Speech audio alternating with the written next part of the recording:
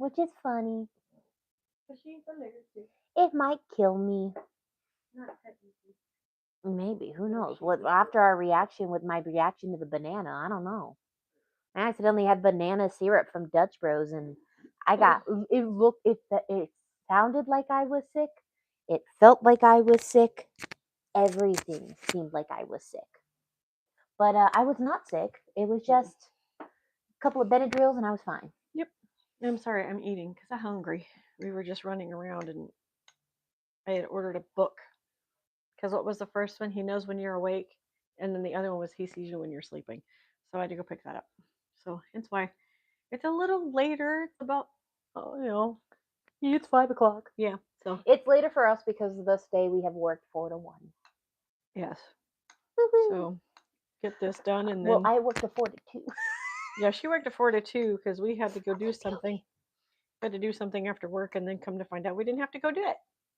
So, So we're gonna do the Glamour Girls Slayer. Mhm. So remember, I said don't be a pinup girl in the 1950s.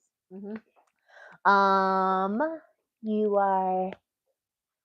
This is gonna be a case that I'm honestly, it's like it's messed up, but at the same time, it's not as like messed up. Oh wait, let me Write it. write. Let me write the viewer discretion is advised. Yes, need to write that part. So we're gonna do. I think if we verbally tell them because this is partially live, but it's going to be uploaded on the 25th. So I'm believe. trying to think of the different things. There is talk of essay, Mhm. a lot of essay. Language Language, from us, not them. sometimes from him, I think. I will say there is talk of course, murdering. He was a serial killer. And I know it's not like something normally, but the idea, oh, suicide. This is him. I forgot. I wrote this on December 5th, so I'm trying to refresh and remember this case. There is a suicide incident in this case when the person is 5 years old. Wow. So viewer discretion is advised. We got essay, language, murdering, suicide incident when the person is a child. Oh, There's also sexual deviance. Also, just beware. yeah, there's also a lot of sexual deviance. You can erase it, and then just if you have something you want to like I did with my wee woo, yeah. my wee woo stuff. In this case, the police are kind of, and I will say kind of because he did have the perfect hiding spot for his bodies. They were completely oblivious No, until makes sense. someone got away. Dun, And dun, also, dun. she is a bad bitch for getting away. There you go. So it's a serial killer case. And there are photos on the web. Now, I'm going to show her the photos. They're not they're not graphic photos. They are more, I wouldn't say upsetting. They're more like, it's weird because the way you're seeing them, you're seeing him because he liked to take photos of his victims. You're seeing them through his eyes. So he would take photos before, during, and after the killing. And Okay. so you would see a lot of these photos that are published are from the before. Okay. I think you may have showed me some, Yeah, these photos. but not a lot. Oh, you did. Yeah. I remember those. Yeah. They're not necessarily graphic. It is just weird to be able to see it from his point of view. They're mostly, in these photos, they're just bound. Yeah. Like duct tape or zip tied or something. Because that was something he did like. And again, if you like to be tied up in bed or you like to tie up your partner in bed, find someone who likes it too. Oh. Because it is called consent, people. Consent, my guys. And he's had an issue with consent since he was a child, which we are going to talk about. So he is active between 1957 and 1958. So again, kind of like the shoe fetish slayer, only a year of activity. Woo, got caught. And he caused a lot of damage. He kidnapped, murdered, and dumped women in the LA desert. And he was only caught because an almost victim escaped his car and managed to get to a nearby patrol unit for help. And dumping them in LA, in LA. In the LA desert. Thank you. LA desert's not a good spot, but I guess it is at the same time. It is a good spot because nobody looks there. It's too damn hot. Exactly. Too damn hot. Why'd I go look there? So this was before the FBI's behavioral analysis unit, so they weren't used for this, and there's no real profile when this began. He would be a perfect candidate though when you looking at because his, like I said, kind of like the shoe fetish slayer Jerry Brudos, you can kind of see the disturbances a little bit in Jerry Brudos as a child. The disturbances in childhood, highly elevated in his childhood. Somebody should have seen the flags a mile away. Not even a mile. I'm talking airplane view. Exactly, airplane view. There's a giant red flag.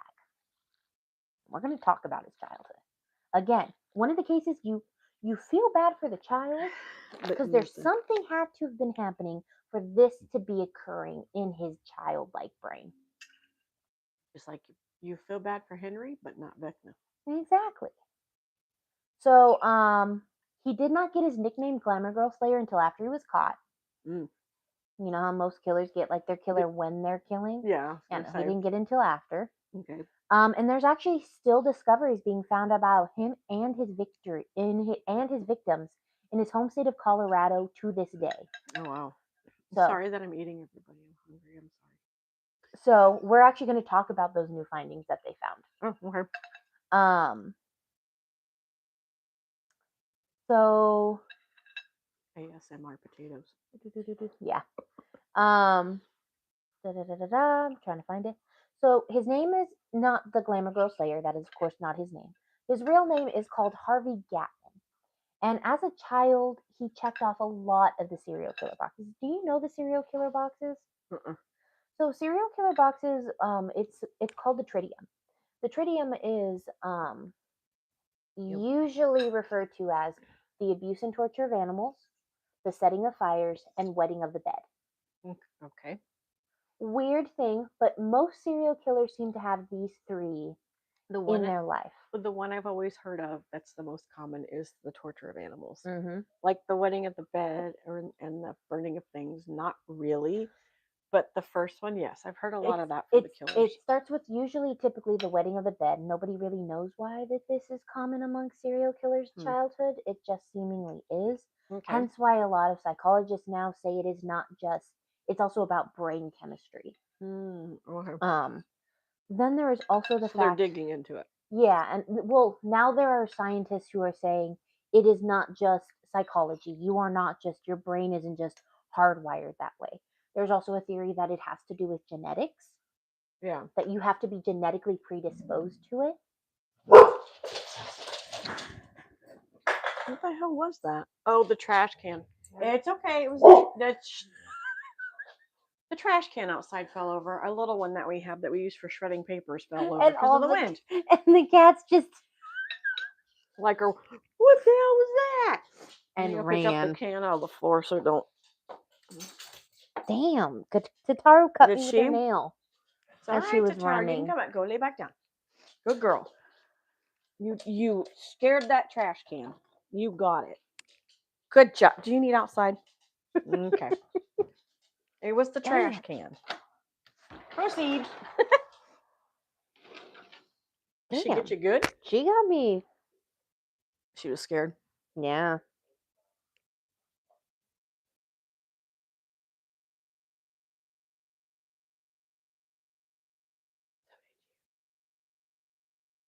Okay, so sorry, if we go quiet for a minute, there's drama, and we're listening. You can't hear it, but we can, and I just have to prepare myself to get up and go in there and stop shit. Mm-hmm.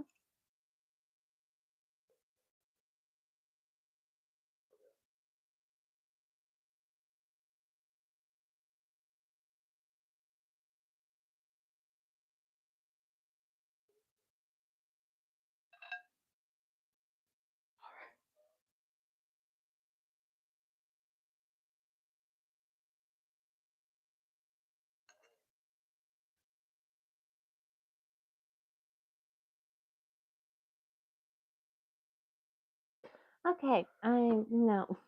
Okay, keep going. Um, Because now we're done. so Not with the lie. Just the drama. so we're so they also now theorize that serial killers are not just like your psychology. It requires What a are you whole doing? bunch of Come on.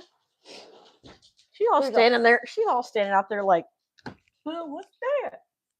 a Tail whole up her bunch butt. of different factors. Like they say that now it's not just your brain Ready? chemistry, where it's not just oh Ah. you're born a serial killer, right? There's also the fact of they're like, oh no, you're not just born a serial killer. You genetically are predisposed to it. Just like them saying, sorry, men always put their hand in their pants because, one, they have balls, they itch. Mm-hmm. Okay. Or they have to adjust, right? Mm-hmm. And then you sit there and it's like, oh, they're going to turn into pedophiles because they play with themselves all the time. And you're like, oh, okay. It's I know it's not the same thing, but I'm just yeah, pointing out an obvious. it's so they're in the middle of studying it to try to understand it better. So they're doing brain scans of serial killers and finding a lot of them. Like inconsistencies, or how are they doing the brain scans? Here comes the question. They're doing like CT scans and MRIs. Like just seeing where. And they're like showing images and things like that, the same images to each other, the people, right? And they're seeing certain brain sections Waves? line up, and they seem to light up the same way for serial killers, which is completely different from how it lights up for normal people.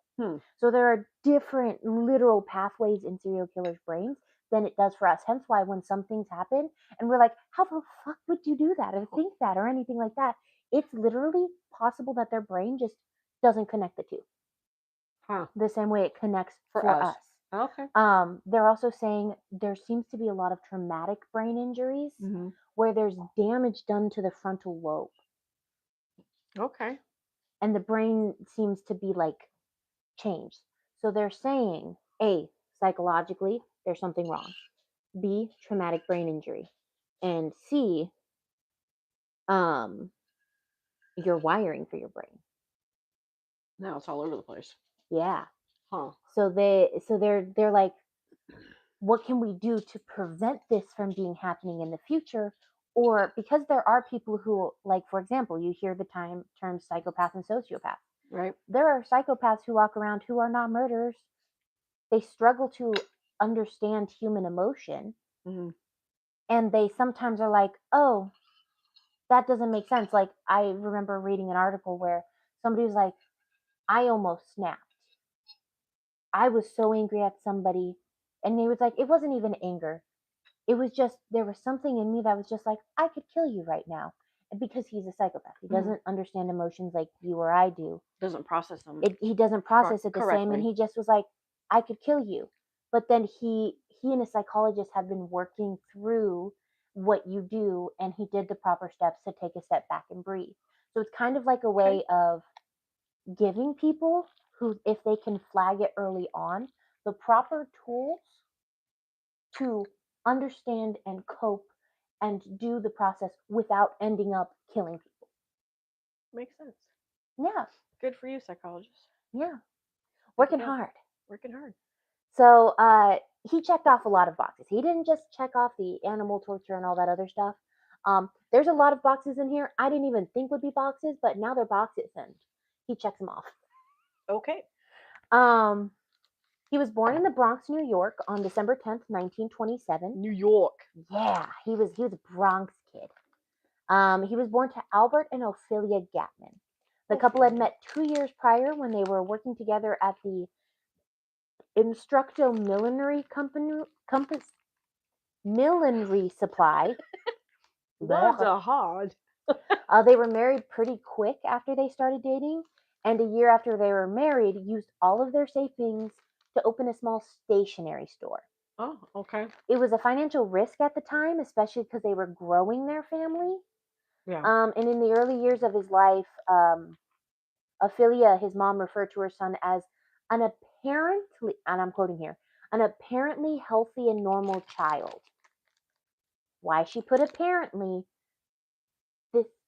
this might be.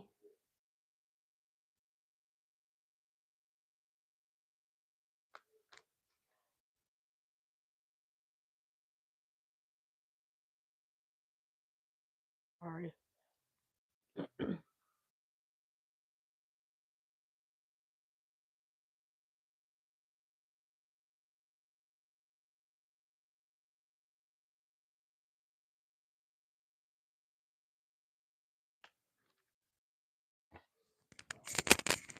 More drama. There's multiple things of drama happening in our house right now. It never ceases to amaze us. Sometimes I just want a peaceful day. Never gonna happen as long as we live here. That's why we're moving. Far, far away. If you catch the movie reference, DreamWorks. Okay. So, Ophelia began to notice Harvey. That is such a neat. I'm sorry, that's a neat name. Ophelia? Ophelia. I know, it's an oldie name. You know what? I We- feel you. We need to bring back the name Ophelia. It's a pretty name. I kind of wonder what it means. I don't know what it means. Got her to Google it. But it's like a pretty name. Is it like an old-fashioned name? Yeah.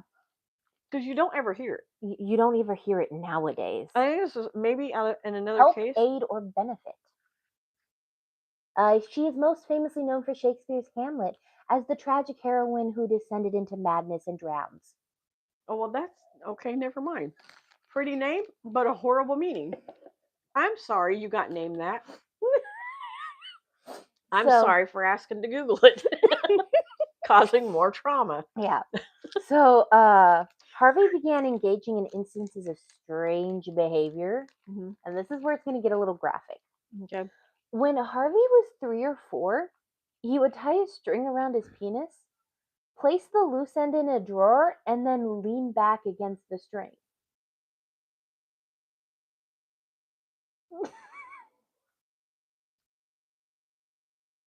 Three or 4 years old, he's began this.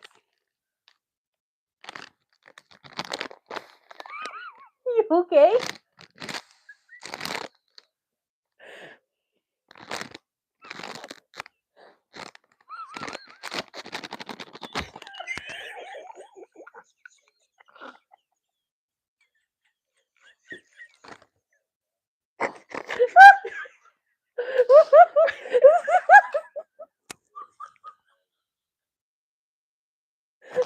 Trying not to laugh.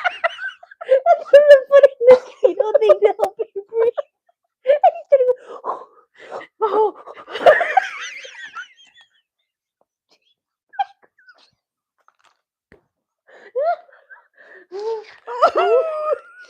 Oh, God.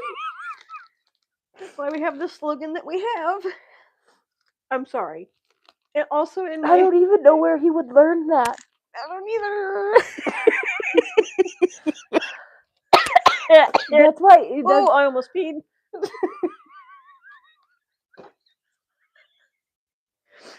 Oh, I'm just gonna say, Eric, if you're watching this, this is how real it gets. Yeah. So, Oh Lord.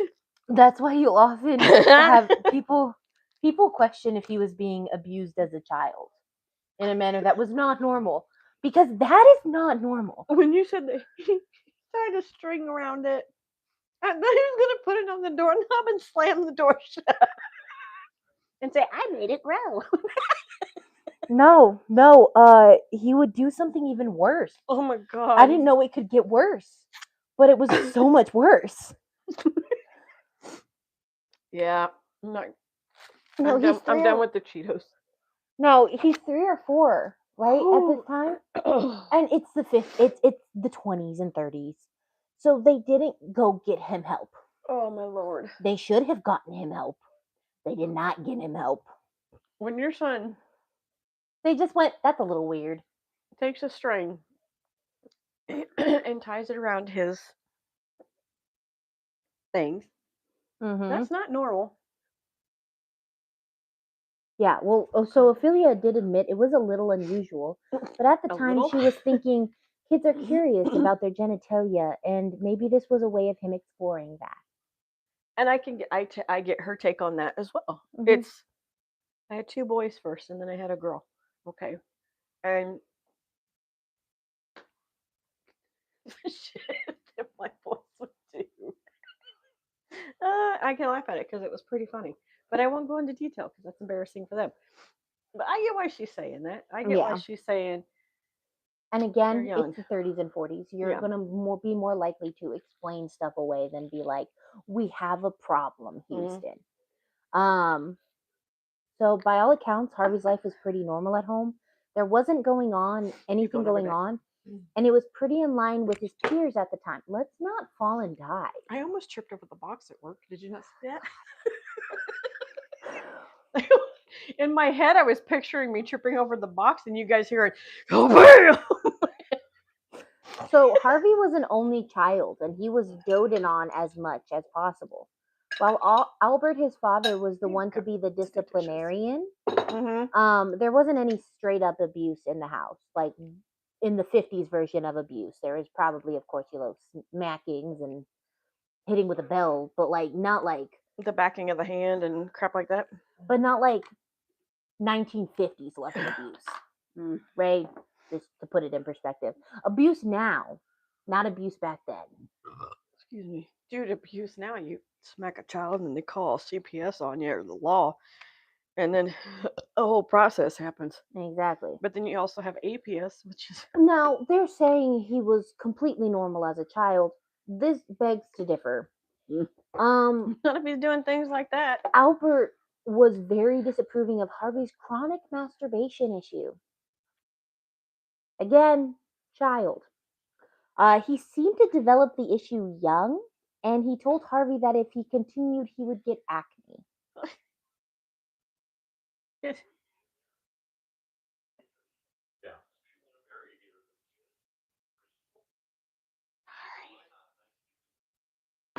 He knows what we're doing. I don't think so. So Ophelia may have been able to dismiss the drawer incident as sexual self-exploration, but then it started to become frequent Yeah. and masochistic in an Oh. even more way. Yeah. By the time he was 4, so that was when he was 3. Okay. So now he's 4. He was tying a rope around his neck and then looping the other end over a pipe or a board in the rafters, holding it tight and masturbating. Now, if you don't know what that is autoerotic asphyxiation. Yeah. Right when you said it, you knew what that was. Yeah. That is most certainly abnormal behavior for a 4-year-old. Yeah. I get it. You do the drawer thing once, you learn from your mistake. But you continue doing it. That you're and going a then little. and then you start choking yourself at 4 years old. That's His dad saying his Mom, Dad. That is disturbing. Remember how I said there were boxes? I didn't know there were boxes. That's a box. That's a box that That's a was all box. of it like created out of nowhere. Like it just appeared. Well, yeah. Yeah. I mean, that's not typical for 3 or 4-year-olds to do. So I will say, studies have done research to say that children who have suffered sexual abuse as children are more likely to practice interplay like this. So interplay being hurting themselves in a way. Yeah. Children who have been SA'd are more likely to display this as adults or even when they're children still, depending on the amount of abuse going on. Now, again, his parents say everything was fine. We don't necessarily know that. Apparently not. We don't necessarily, maybe he kept it a secret. Maybe it was stuff that he didn't tell his parents. A lot of that happens a lot of the time, but he's also never said anything. So this is all pure speculation. But it's the only thing to me that makes sense to get to this point. Yeah. So Alberta and Ophelia are spending their time at the store 12 hours a day, 7 days a week, which also they can't say, well, his childhood is normal, everything is fine. Not when your parents aren't home. Especially if their parents aren't home, because who knows what's happening when you're not there. Yeah. Right now, I don't really want to know. Yeah. And he was left alone a lot. Now, in 1938, the Glatmans moved to Denver, Colorado, And this is because of what Ophelia referred to as increased economic activity. Mm. There was really none there, and they ended up closing the shop. So they moved, and then it ended up not helping them at all. Albert ended up getting a job as a taxi cab driver in Denver, and Ophelia got a job at a local hat shop to help make ends meet. Mm. And while they did this, Harvey kept up with his weird sexual behavior. Not long after they moved to Denver, Albert and Ophelia came home to discover his neck swollen and a rope burn. Oh, wow. In an interview, Harvey later says he remembered several times one or both of his parents caught him masturbating. He said it was disturbing to his dad, and his dad began to think he was queer. Oh, wow. So his dad began to think he was gay. Now it is unknown if his dad meant gay or weird, because again, at that time there were multiple uses of the word. I'm assuming gay. Yeah. I'm assuming because just the connotation and context. Yeah. Not that that means he was, but thinking of the 1940s man, stereotypical. Yeah. The swollen neck and rope burns got his family moving. So they went, oh, there's actually a problem here. Yeah, because Yeah. now he's showing I mean, yes, he was showing already the physical signs, but now there's the physical evidence Yeah. So of it on his now, neck. now they need to get him to a doctor's because if anything happens, they don't want to be blamed for it, essentially. Yeah. So now, not knowing where to turn, it actually took him to a family physician who did the best he could. How could a family physician know how to treat a 5, 6 year old who's doing this? You don't need a physician. You need a freaking psychologist. You know what? I mean, we know that. The doctor tried his best, though. He gave him pills. Like that's gonna help with He anything. gave him cocaine. No shit. Wow. Does he realize what cocaine can do to people? I love how I said it, and then I was like, "It was cocaine," and you're like, "Oh my god!" Wow. Yeah. Yeah, cocaine. The doctor was like, "It's normal. He'll grow out of it. You just need to keep him busy." So that very same year, Harvey began at Sherman Elementary School.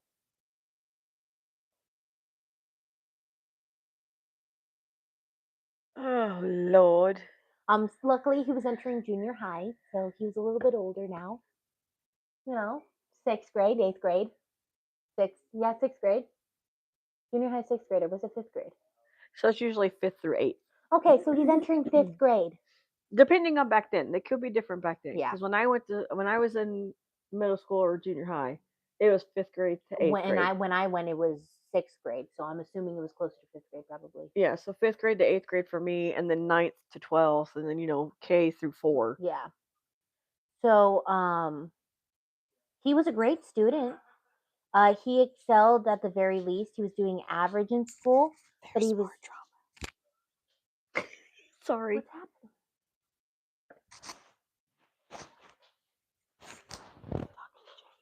Oh, yeah.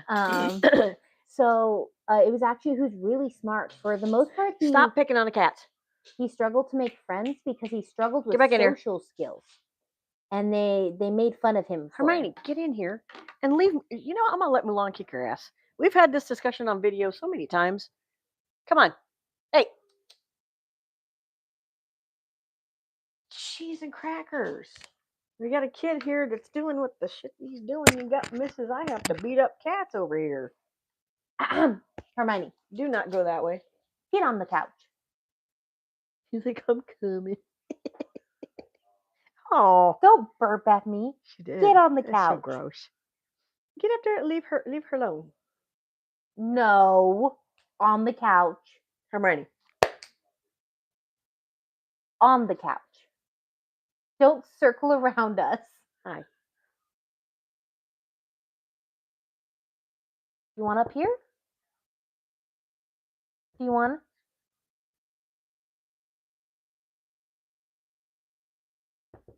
Not well, kinda. Absolutely.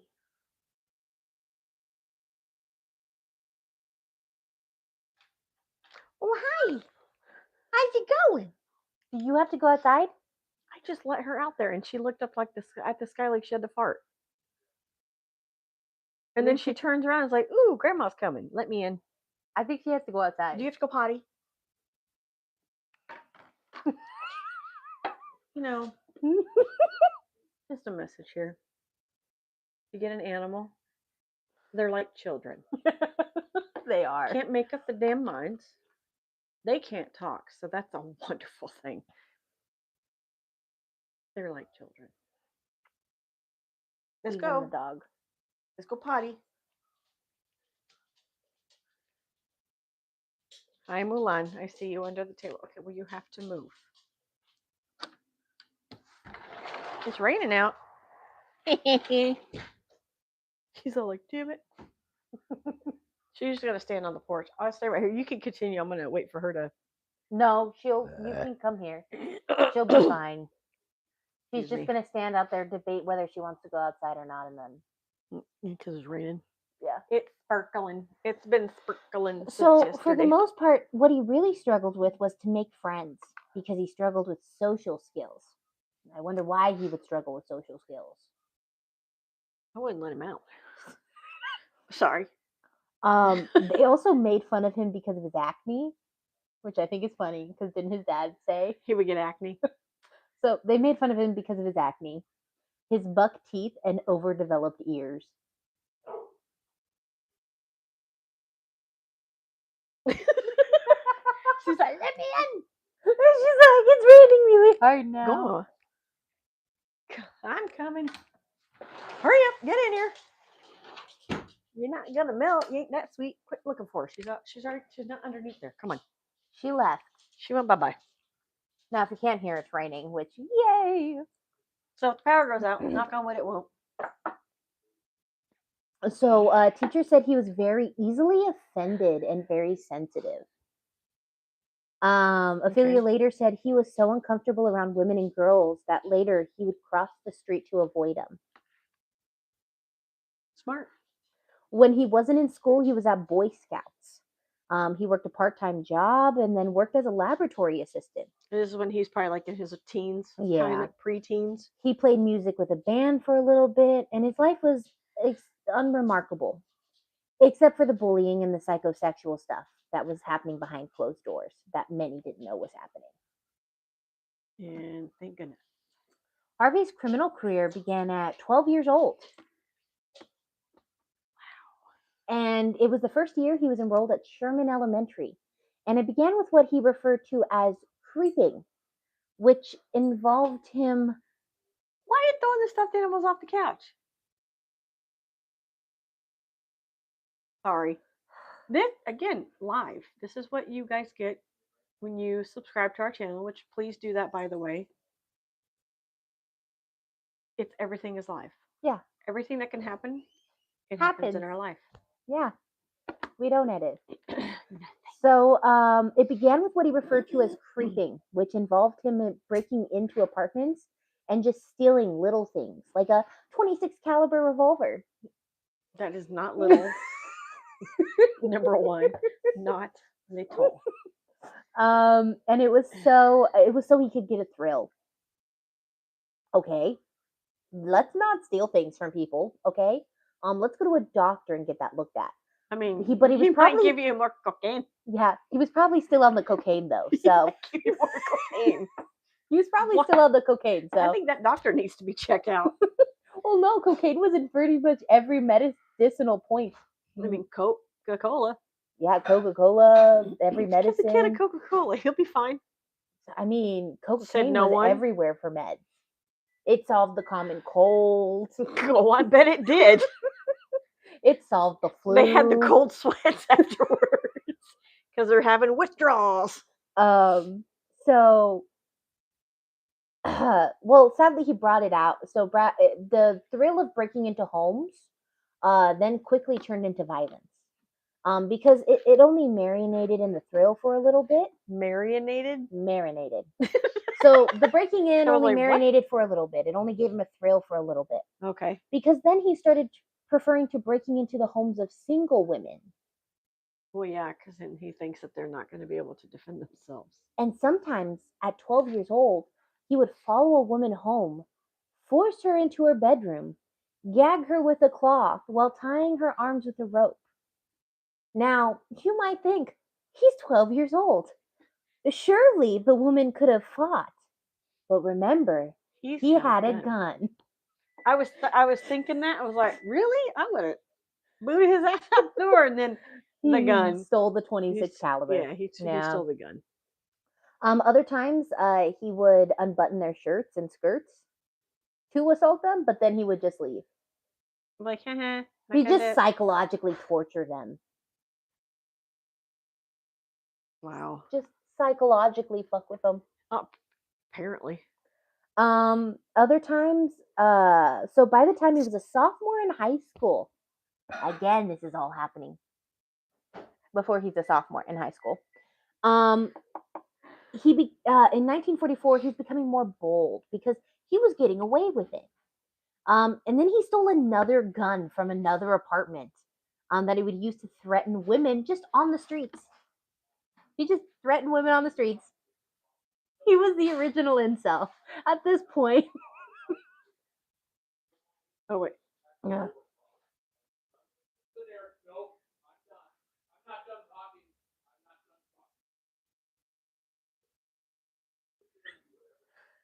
So,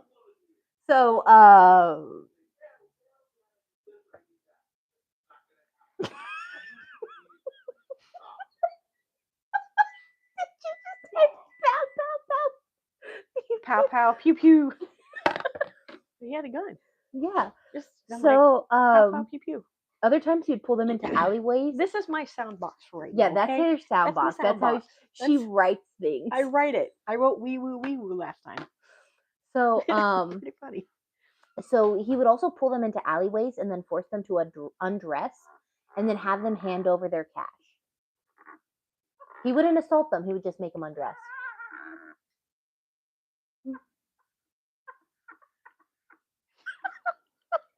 Sorry.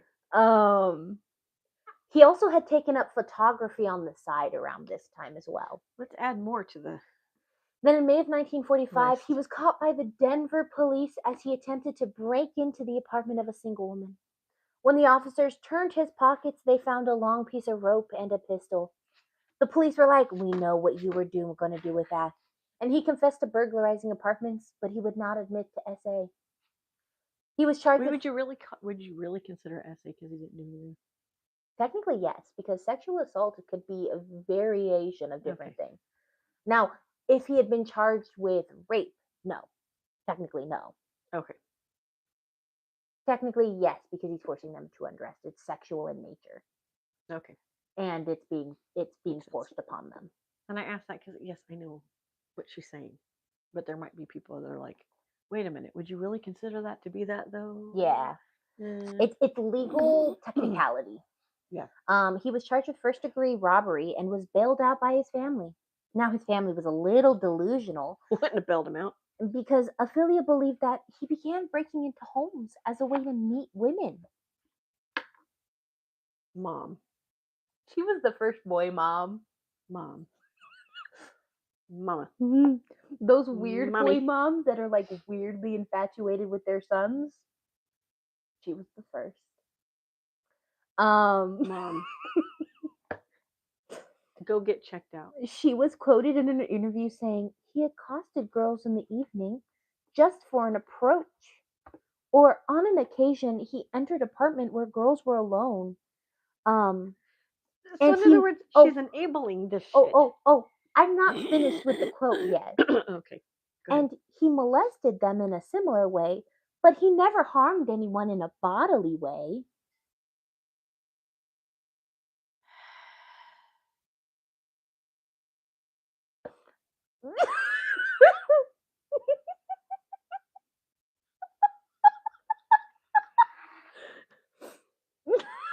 Was she right?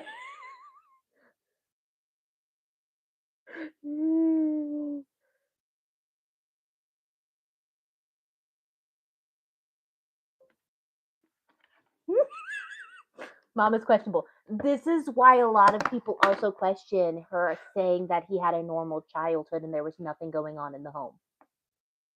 I'm doubting that 100% right now. Um, Doubting it. yeah. When I I was married, but I felt like a single parent because I was always home. I worked. I went to school. I did both. But there were 90% of the time where I felt like I was doing it by myself. And to me, that's not normal for a child of any age. They worked how many hours at the store? 12 12, hours? 12 So they hours, worked a 7 days a full, week. like, full freaking day, 24/7, pretty much, if you say it like that. left your child at home doing unspeakable things to himself. I'm going back to the Cheeto bag. I'm Just the laughing. and the crinkling of the bag. That was what got me. I started laughing because I see you're trying not to laugh because I knew you were uncomfortable with what I had just said. And then all of a sudden, I just hear. And yeah, I do laugh at things that are uncomfortable. I'm not laughing at what it I laugh is. when I'm uncomfortable too. It's just how I process. That's just how we process. So if you're new to this channel, we're not laughing at this. We're laughing at the uncomfortableness of what's being said. But mom's very questionable. Mom needs to be checked out. Yeah, Mom needs to. she does. She needs to stop it. So by late spring of 1945, all the creeping and late activities started to affect his schoolwork. He Yeah. was a good student for most of his school career, but he was just finishing high school. In June that year, with his grades failing quickly, um, Did so they have summer school? no. Well, fun fact: Back he in that ended day? up graduating top of his class, but that was because of the previous years where he'd worked his butt off. Mm-hmm. So he just slacked off the last half of the year, and still he got top grades in his class. How? Yeah. You pay a nerd to do his homework? No, he just had been that successful in his studies. Wow. I mean, okay, give him kudos for the grades. I don't give you kudos for the other shit. I give you kudos Yeah. for the grades. He went then on Sunday evening in mid-June on a Denver street corner. He approached Noreen. Sure as he approached her, he flashed his pistol like he had done previously and told her to come with him quietly. Once he had her in the back of his car, Harvey tied her hands with a rope and demanded she get into the back seat. She got in and he drove her to Sunshine Canyon on the western part of the city. And what occurred is unclear, but Harvey claims to have removed her clothes and essaying her before allowing her to leave and then giving her cab fare money for the ride home. Wow. So chivalrous of you to give her money to go home after you physically assault and rape a woman. Well, this is the most fucked up part. What he did was fucked up, but this is even more fucked up. Police reports and interviews at the time stressed she was not attacked or essayed, and that the two had lain down together all night, Oh, so you're saying that it was consensual? even though she went to the police and said it was not. And he admitted to doing it.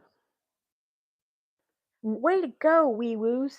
Noreen Laura went to the police immediately to report the kidnapping and assault, and the Denver police was taken aback by the story by how similar it was, though, because they had just arrested Harvey for a similar thing. Which was what them finding the pistol and Yeah. the rope. So they showed Noreen a series of mugshots, and she was able to immediately identify him as the one who took her. Harvey was arrested later that afternoon on charge of molesting women, then released pending trial. By the summer of 1945, he was 17 years old. He was arrested twice for assaulting and abducting women. So Albert and Ophelia finally took Harvey to a psychologist. Finally, Dr. you should have J.P. taken him to one when he was 4. His name was Dr. J.P., and he was made aware of Harvey's history of very unusual sexual behavior. And among those most noteworthy of Dr. Hilton's observations was that Harvey was quite sullen and morose and very disrespectful, and for several years had felt him, including his parents, were like they weren't like he was depressed, essentially, is what was happening. Yeah. And he diagnosed Harvey with schizophrenia. He offered him absolutely no treatment option No more or cocaine? any more information other than saying he should plead guilty by reason of insanity. And what is that gonna do? Oh, we'll find out. On September 30th, he was arrested Never mind. again. We don't know much about the charges brought against him because it's unknown. Okay. If bail was set or not, if his parents didn't have the funds, because he spent the next month and a half in jail. So that would say no, parents did not have the funds and they let him sit there. Yeah, Which you should have let him sit there the first time he was arrested. agreed. He appeared in court on November 19th and he did not plead insanity, as suggested. He pled guilty to first degree robbery and was sentenced to 5 years at Colorado State Penitentiary. And let me guess, they dismissed the charge of the. Well, no, I think this was for all of the crimes combined. Okay. Unlike the other doctor, the prison psychologist said he found no evidence of hallucinations or psychotic thought patterns, saying there's evidence of anxiety, but emotions are well controlled. Practically no fantasy life. Did you meet him when he was 4? Oh wait, I don't think so. The prison psychologist determined I feel this boy probably a psychoneurosis compulsive or anxiety type without much depression. I can find no evidence of schizophrenia and I do not believe shock treatment is indicated. Because of good behavior and him being a model prisoner, he got out in 8 months out of a 1 year mandatory sentence, Oh my and he was lord. put on parole on July 27th, 1946. You want to know why had such good behavior and he was a model prisoner? Please tell us. There was no women. Oh, that makes sense. Exactly. He targeted women. Of course, he's going to be a model prisoner. He had no women to hurt. Assault. So, in later interviews with the press, Ophelia said that Harvey had seen another psychologist upon being released from prison, and his treatment recommendation included a trip out of state and dancing lessons to increase the young man's confidence with girls. Oh yes, let's give him dancing lessons where he goes to dance with girls. Ophelia, the loving mother she was, took him to New York, hoping the change of scenery would help him feel better. She's gonna put him in the Rockets. Shortly after arriving in New York, he bought a pocket knife and a cap gun that looked real and resumed his creeping, as he called it. So on August 17th, after less than a month of being paroled in Colorado, Harvey approached two young women on the street in Yonkers, flashed the gun at them. Did you say in Yonkers? Yeah, I never heard that. I almost spit my soda out. Yonkers, New York. Never heard of Yonkers, New York. Now I want to go there. Just so I can go, Yonkers! Pointed the gun at them and told him to be silent and he wouldn't hurt them. One of the women screamed her head off and drew the attention of a man nearby who ran to them and screamed. And Harvey said, "I'm gonna," and said to Harvey, "I'm gonna fuck you up." And Harvey ran away into the night. We love a gentleman who is chivalrous. Dang it! You know what I'm thinking of right now? When you said he ran away into the night, I'm like Darkwing Duck. Sadly, this didn't scare him enough because shortly after that same evening, after midnight, Harvey was out again creeping. And this time he came across Thomas Starrow and Doris Thorne, who were out for a late night walk. He flashed a fake pistol, and this time they were scared and they complied because they didn't want to get hurt. And he walked them into a dark area just beyond the road, and Harvey told Thomas to kneel on the ground and put his hands behind his back. Okay. When he did this, he stole $30 from Thomas's wallet. Then he tied his hands and feet, then turned his attention to Doris. He instructed her to stand by a tree where he bound her hands behind her back and began removing her shirt. And as he began doing this, Thomas managed to untie himself, jumped up and tackled Harvey, and then beat the shit out of him. Yeah, Tom, way to go, man. Then Harvey pulled the knife and sliced Thomas's chest 2 or 3 times before running off. Ow. They both lived, and the couple reported the attack to the police. And by the time the Yonker police released their alert for a man who attacked them, Harvey had already left the city and was on his way to Albany. In late August, Harvey was not with his mom. He had started renting his own apartment on Columbia Street in Albany, and he started prowling again. On the night of August 22nd, Florence Hayden had just left work and took the bus back to her apartment. After getting off of her stop, she was walking a few minutes to her apartment, and she realized that someone was following her. And when she looked, she was like, "Oh, good, it's a nurse." And she's like, "I'm near a hospital. It makes sense a nurse is following me." What Florence didn't see that was that behind the nurse, Harvey was following her and stalking her. When the nurse turned down the street to the hospital, Harvey made his move and rushed Florence from behind, jammed the gun in her back, and told her not to make a sound. He stole whatever she had in her purse and then forced her into a dark backyard. There he instructed her to turn around, put her hands behind her back. But Florence was smart, and as he began tying her hands with a rope, she realized that if he was using two hands with the ropes, he wouldn't be able to aim or shoot the gun. So, with this in mind, she turned around, faced him, pushed him as hard as she could, and screamed as loud as she could. You don't mess with the New Yorker. The sharpness of that movement and the unexpected screaming at him scared Harvey and he just ran off. Don't mess with New York people. Yeah, New York's not the gangsters. place. They are ghetto. Not the place for Harvey. They are ghetto, no matter where you are. She went immediately to the police and reported it, and that, again, didn't scare him enough. So he tried to commit another assault the next night. This time he jumped out at teens Beverly Goldstein and Evelyn Berger as they walked down the street. He waved his fake gun in their face and he demanded money from them. And once he got it, he realized he wasn't going to be able to tie one up with the other one running away or trying to stop him, so he just took the cash and ran. The two girls went to the police to report it. He was called the Phantom Bandit during this time period. Phantom Bandit. God. He did steal away in the night. he disappeared. Because to the police department, he just kept disappearing.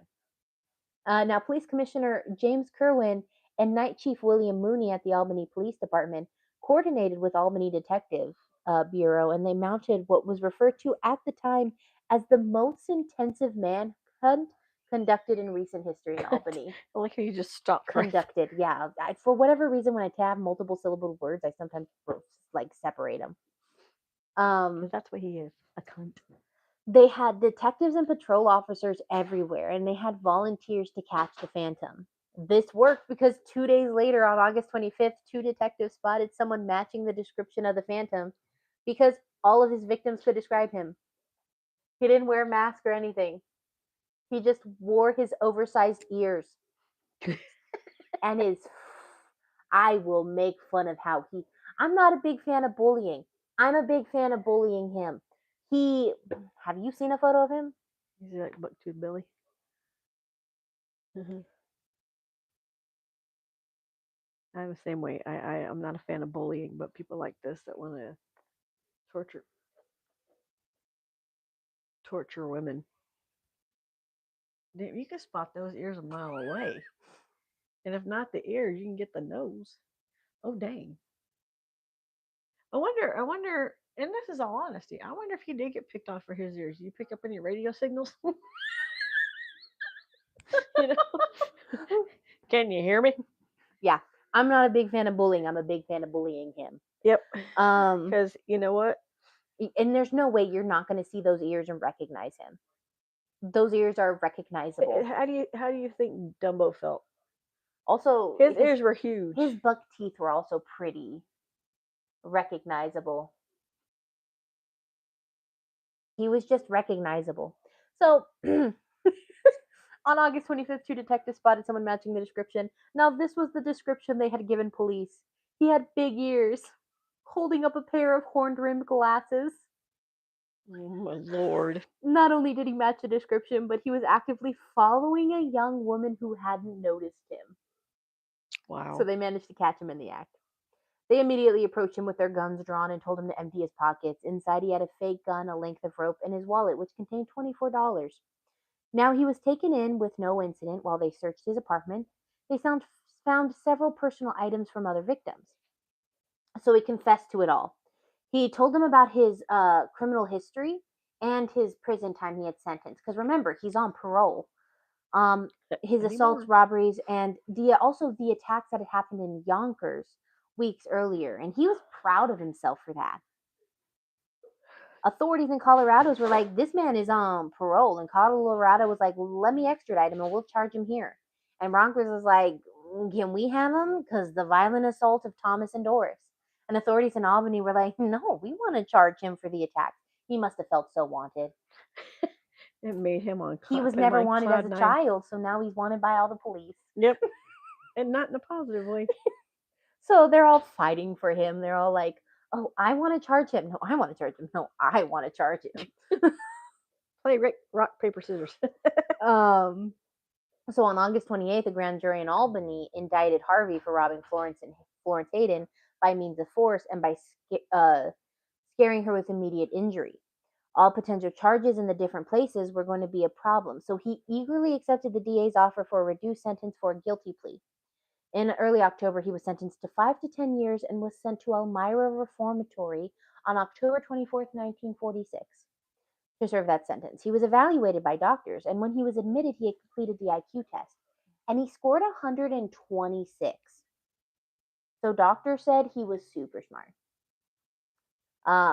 The doctor said because of his high IQ and conforming attitude and high level of ability, he probably had no difficulty in an institution and will do very well in programs to which he is assigned in accordance with his abilities.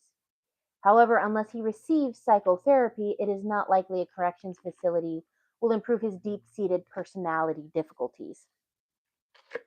I'm going to use that in the future. You have personality difficulties. There you go. That works. Can we use it on customers? Yeah. Which makes him potentially dangerous individual to be at large. And remember, this is coming from a psychologist from a prison. Harvey originally reported that his criminal activities were just motivated on the impulse to become famous or do something unusual. Later, he said it was the impulse to hold up women, tie them up, and watch them afford him sexual gratification and give him stimulation. He was originally diagnosed with psychopathic personality disorder, schizophrenia type. Now, they said without proper treatment, That's a lot he of would. peas. Huh? That's a lot of peas.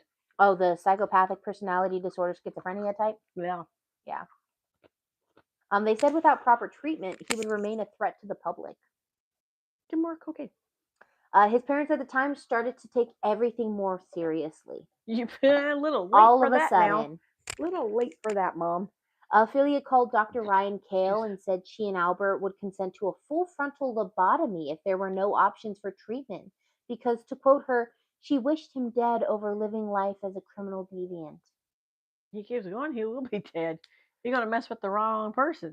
I'm not sure why, but on September 9th, he was moved from Elmira Reformatory and taken to Sing Sing prison along the Hudson River just outside of New York. I've heard of Sing Sing. Yeah, his behavior was not as good there. He lost his good reputation in prison. He was part of a radio repair program, which later helped him get a job when he was out of jail. The psychiatrist at Sing Sing said his outlook was poor and insisted he should be psychoeducated, and if still antisocial, should be segregated from the population. Yeah. The psychiatric report also said his IQ was 130, which is interesting.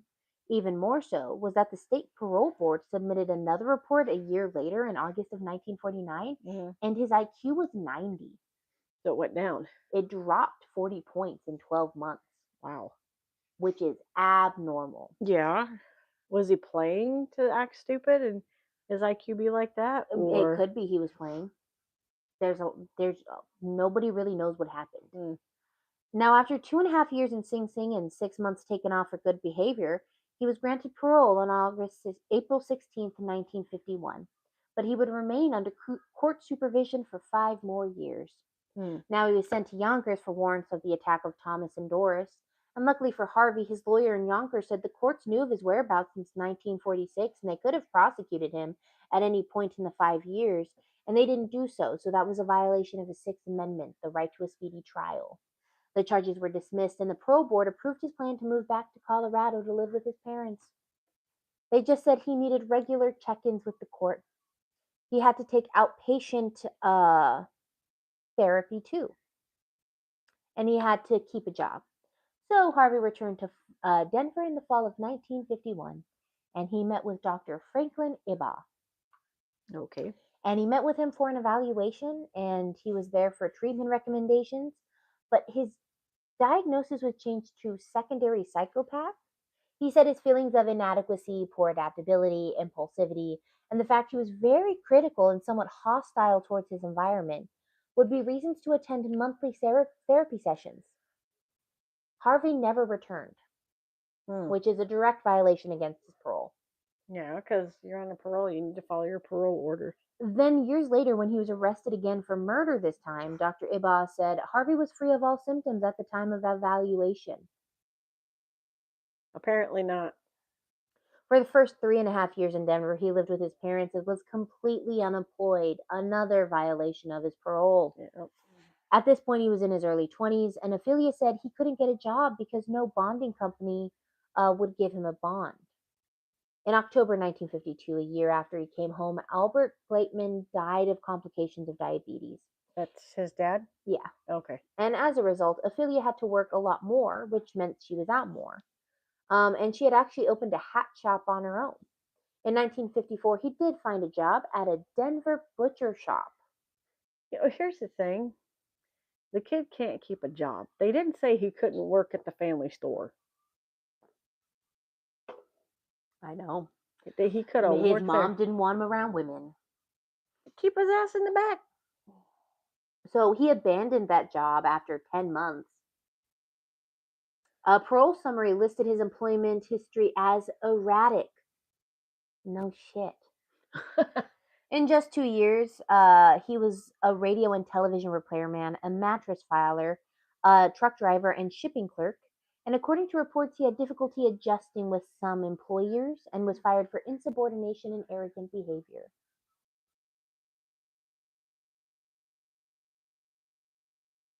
On September 7th, 1960 something, 1956, he was discharged from parole after doing nothing.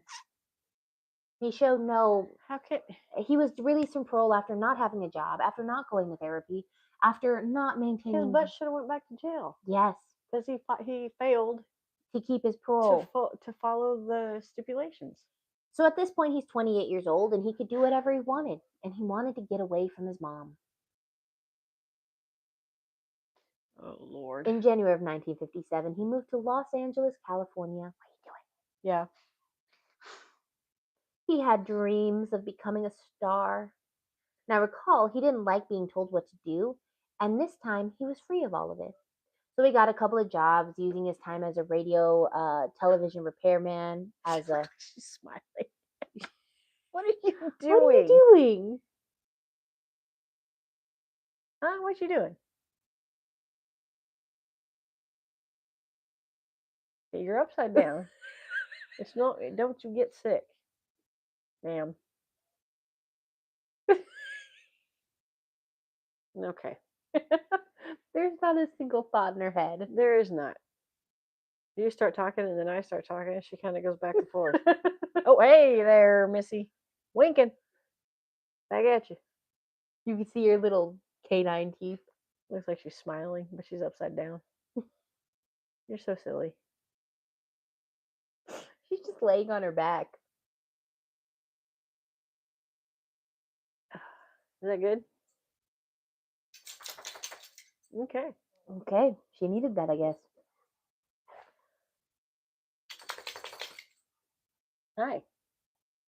So he got a job using his time as in prison to get a job as a radio television repairman. And it was steady so he could cover rent, and he was renting on Melbourne Avenue. And if he couldn't cover his rent, Ophelia would send him money Yeah. to pay his rent. Enabler. Yeah. Here he began to dive into his interest of photography. Oh. Now, this was LA, so actresses and models were everywhere, and there were a lot of stories of people finding their big breaks when they least expected it. During this time, if people wanted to get into modeling or acting and couldn't find work, they would meet ends by posting for lowbrow men's magazines or other photographers with questionable credentials. Yeah. So, at nearly 30 in 1957, Harvey had not had a consensual sexual encounter. Let Wow. that sink in. 30 years old, nothing consensual. Remember Oh. how I said consent, guys? Don't be like Harvey. Yeah. Don't be like Harvey. Um, now in LA, all he had to do was call one of these modeling agencies or place an ad in the back of a magazine looking for models, and women would come to him. So photography worked for him for a little bit. Um, So he did take nude photos of women that worked for a little bit, and he was using an alias and he was testing it out essentially. And in the summer of 1957, he decided to escalate.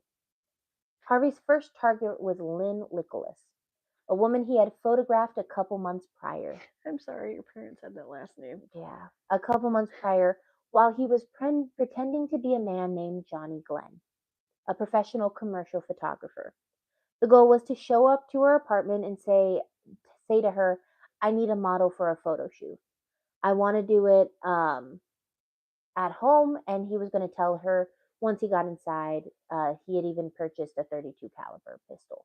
So he was just going to be like, going to go to her house, say, "Hey, I need you for a shoot. Would you mind doing it?" And you She know would what? If say he was yes. still on parole, he would have went to jail because you're not even allowed to have a gun. hmm Moron. Now, on the evening of July 13th, he did drive to her apartment and knocked on her door. But what he didn't think about was the fact that she didn't live alone. They actually never crossed his mind. So someone else answered the door, and he knew he couldn't restrain two people, and it was her roommate, Judy, that answered the door, and she ended up letting him in and told him Len isn't home. And Harvey noticed another blonde, an attractive female in a picture hanging from the wall. The photo was of Ann Dole. She was another roommate at the time, and she was sometimes a pinup model. The roommate gave him the phone number for the apartment and said to call another time and maybe they will work with you. By 1957, Judy had been modeling while she had already been married at 19, and she was also divorced. Hmm. So she was 19 years old, posing as a pinup model, and she had already been married and divorced. Wow. She had lived her life. She had lived a long life at 19. And it was in the middle of she was in the middle of an intense custody battle for her 1-year-old daughter, and she Mm-hmm. needed extra money for court fees and things like that, to prove she could care for her daughter. So to get in the apartment, he was like, "Hey, I'm Johnny Glenn. I've come over." He was looking for a model. It was a rush job for a pulp novel cover, and she would be perfect. And she was a little unsure about it. And Harvey was like, "It's an emergency." And that's when she was like, "Fine." Let him into the apartment. And when he arrived, he was like, "A friend's photo studio opened up. Can we drive there instead of taking it here?" And she really didn't want to because she felt unsafe, but the money he had offered her was really good and she needed as much money as she could get. Mm. So she agreed and left the apartment in Harvey's black Dodge Coronet. They ended up not going to a studio, but to Harvey's apartment. She went inside, and when inside, he explained the photos were for a detective style magazine and he'd be shooting her in bondage. So he tied her hands behind her back, bound her ankles, and then began taking photos of her in various poses. She was on a chair at one point, and others she's laying on the rug.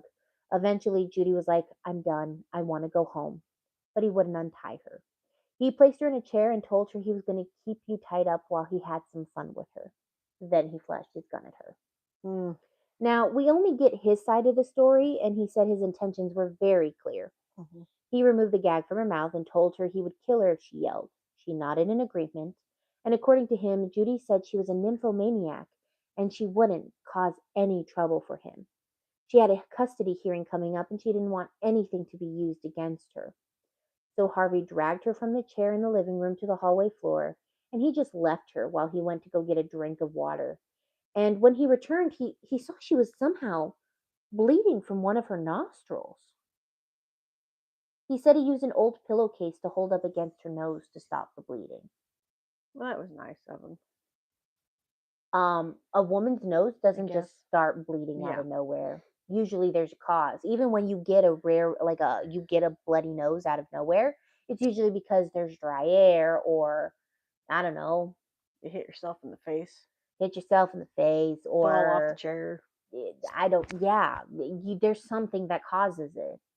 It doesn't just start bleeding out of nowhere. Mm. Or you know what another cause can be? Cocaine. Stress. Cocaine too. Cocaine.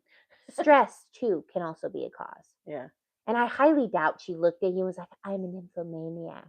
Yeah, I literally doubt that too. I highly doubt that. So once she was cleaned up after he had had his fun, um, he stripped her of her clothing and then said to Judy, said that she seemed to be enjoying it. He said he essayed Judy twice and would stop and take photos when he was done. He made her get dressed, and when she returned, he sat on the couch with her and talked to her for hours.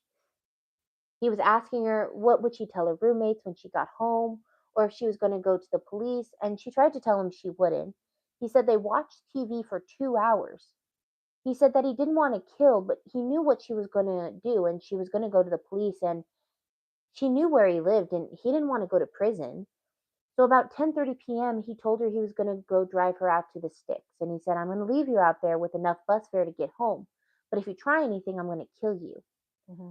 Now, once he got her into the car, they drove for 100 miles before turning into a road that led to a desert near, not, I think it's like India, California. Mm-hmm. And he told her told her when they got there, he wanted to have more sex with her. Mm-hmm. He took a blanket from the truck, brought her to a dark spot in the desert, spread the blanket on the ground, and he said after he got her settled on the ground, tied the rope around her ankles, then around her neck, and then used his body weight to strangle her. Oh wow. He then held the rope 5 or 10 minutes until he was sure she was dead. Harvey said he sat with her body for a long time as he processed what he did, um, and it took him a while to process. Which is not normal. He goes, "I wanted to undo it. I lifted her head and I called out for her. You are in full control of your own actions, my man. Consequence. Your actions have consequences. I almost said that You backwards. killed a woman. You don't just get to say, I, I wanted to take it back after I killed a woman by leaning my body weight on her and strangling her. Because I mean, you Motherfucker." new word, folks. I mean, come on, you're a piece of work. He carried her body over to a patch of sand, dug her a shallow grave, and he dumped her body there with all of her belongings. He removed the ropes and wiped whatever he had touched clean. He kept one of her shoes as a trophy, What is it with shoes? and once he was done covering her body, he went to his car and drove back home. Like nothing happened. So that night, Judy's roommates were worried because they never heard back from her, and they gave her ex-husband a call, and they gave the phone number to Johnny, gave him the phone number to Johnny Glenn. And when he called it, it was the phone number for a local machine shop. So they all panicked immediately because they realized Johnny Yeah. Glenn was a fake name. Well, yeah. Her ex-husband spent all evening wandering the Aw. Sunset Strip checking for her, and when he checked everywhere he could, he called the police and reported her missing. The missing persons bulletin went out the next day, and it gave a description of Johnny Glenn and asked for anyone with info to contact them as soon as they could. On August 3rd, the news of the disappearance made papers, and her roommates talked to reporters and said they believed she met foul play. They didn't believe she ran away because she was asked for a pinup shoe, but they had asked for street clothes. And her husband was like, they were like, that's not a normal thing. No. Um, so And why her would she? And why would she run away if she knows she has a custody hearing exactly. and a child is involved? Yes, now that means the ex-husband is going to get full custody because of what happened. But why would you? Why would you assume if she's got something coming up? What was really sad was her ex-husband was grief stricken. Well, I bet. He was really upset about it. They began to think she faked it to get sympathy from the courts, but when she didn't show up to the custody hearing, the idea went out the window. Well, yeah. I mean, After she wasn't found for a little bit, they just assumed her dead and stopped looking for her. 5 months later, she would be found by a ranch hand walking his dog by Thousand Palms and came across her buried skeleton. wow. Because again, the desert processes the dead differently. Yeah, because It there's no fastly moisture. There's no moisture. It's dry. and it decomposes the bodies faster. Wow. So it doesn't, like in Maine, if you have a dead body, it takes a while to decompose. In the desert, you can be skeleton within a matter of months. Mm. He contacted the sheriff, and after an excavation, they found her skeleton. She was later ID'd as Judy in the grave, and they found that one shoe was missing, a fountain pen, and a 10-karat gold ring on her left finger. And an autopsy couldn't tell how she died because it was all bone. Mm-hmm. She was unidentified for a year. Wow. Now, following her murder, Harvey gained confidence. He landed a full time job as a TV repairman in Hollywood that paid twice the minimum wage, and he was feeling good.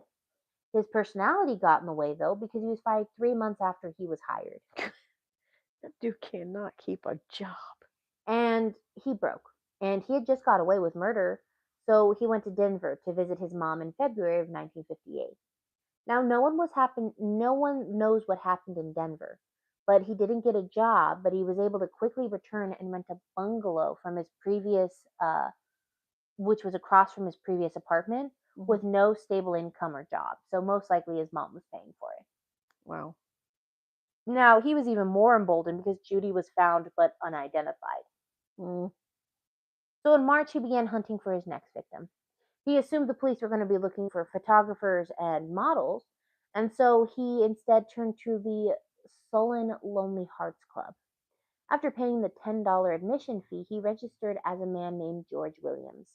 He said he was a plumber from Pasadena. He changed the way he got women, but everything else was pretty much stayed the same. Mm. He arranged a meeting with a woman to make sure she would fit his standards. Okay. And if she did, he was going to take her out to the desert and do what he did to Judy. Now, the first date was a disappointment because the woman just talked the whole time and she had a dominating personality that just seemed to turn him off. The second date was a different story, and that date was with Shirley Ann Bridgeford. She was 24, but she had done a lot of living. By 1958, she had been married and divorced 3 times. Wow. She's 24. What are you doing wrong? So when she met Harvey, she was struggling to support her 2 sons. She was hoping to find someone that could help her raise her sons. She was just looking for a good man. According to Harvey, she didn't receive a lot of attention at the Lonely Hearts Club. On March 7th, she got a call from George Williams asking if she wanted to go out for square dancing, and so she agreed. He was going to pick her up at 7:45, but she had never met him or seen him, so her 2 kids and 2 sisters were at the house when he came to pick her up. Her entire family saw him, and they didn't notice anything weird about him. Now, if the police had kept pushing the description of Johnny Glenn, maybe her family would have noticed it was the same man, and they would have stopped her from going on the date. But the police had stopped pushing that photo, and everyone forgot who he looked like. So they left the house, and Harvey asked Shirley if she didn't mind if the plans changed. She must have said no, and he said, I wanted to take a drive along the coast. And she was looking for romance, she was looking for love, and so she said yes. The two stopped at a cafe on Oceanside and they talked at a cafe together. They got back in the car and drove around, and again, we only have his version of events. He claims they drove around aimlessly and he was wrestling on whether to kill her or not because she wasn't a pinup model, so she didn't deserve it. No one deserves it. No, you don't. He pulled the car off to the side of a dark mountain road. He said they spent some time kissing and talking, and Shirley was like, I don't want to go any further. And according to Harvey, he kept trying to persuade her to have sex, and she kept saying no, and he kept pushing until eventually he pulled the gun and tells her to get in the back seat. She fought him for a minute, but in the end complied. He crawled back there, essayed her, and then he realized he was going to have to kill her for his own safety. Harvey began driving towards San Diego and told Shirley the exact thing he had told the other women. He was going to take her to a remote location with enough bus fare to get home, but she had to keep her mouth shut. So he pulled into Anza Desert State Park in Barroso Springs, and he found a dark spot to pull over. And he made her get out of the car, got the rope from the trunk. Mm-hmm. They began walking to a dark spot to put the blanket on. Now, he confessed to this later. Mm. He said that he had decided in the car he was going to kill her the same way he killed Judy. Yeah. Once he found the place, he put the blanket down and made her undress, and after taking nude photos of her, he then, without warning, wrapped the rope around her ankles and said he pulled as to bend her knees, put his knees at the small of her back and looped the rope twice around her neck and pulled as hard as he could for 5 minutes until there was no sign of life.